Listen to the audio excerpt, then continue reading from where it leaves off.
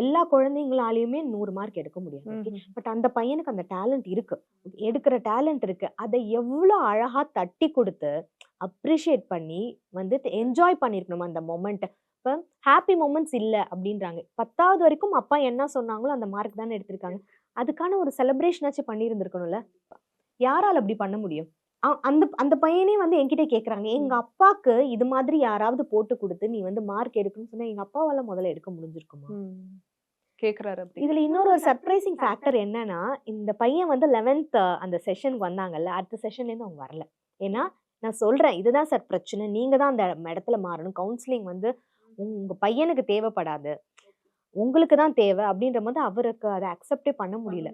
நான் என்ன சொல்லணும் அதான் கேட்கணும். I am head of the family. அவர் மாத்தல, அதனால தான் வரமாட்டேன்னு சொல்லிட்டாரு.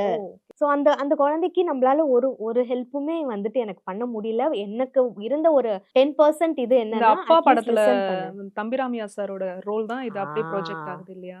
அதுல வர கிளைமேக்ஸ் வந்துட்டு யாரா இருந்தாலும் அந்த இடத்துல வந்து உடைஞ்சு போயிடுவோம்.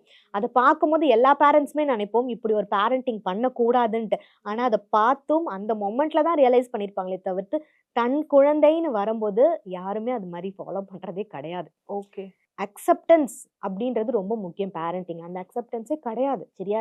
ரொம்ப சிம்பிள்ங்க. அவங்களோட பெர்ஸ்பெக்டிவ்ல இருந்து யோசிங்க. ஓகே, ஒவ்வொரு குழந்தைக்கும் ஒவ்வொரு மாதிரி பிடிக்கும், ஒவ்வொரு குழந்தையும் ஒவ்வொரு விதமா வந்து வளருவாங்க. ஈவன் சிப்ளிங்ஸ், வீட்டுல இருக்கிற சிப்ளிங்ஸ் 2 பேரும் ஒன்னா இருக்க மாட்டாங்க.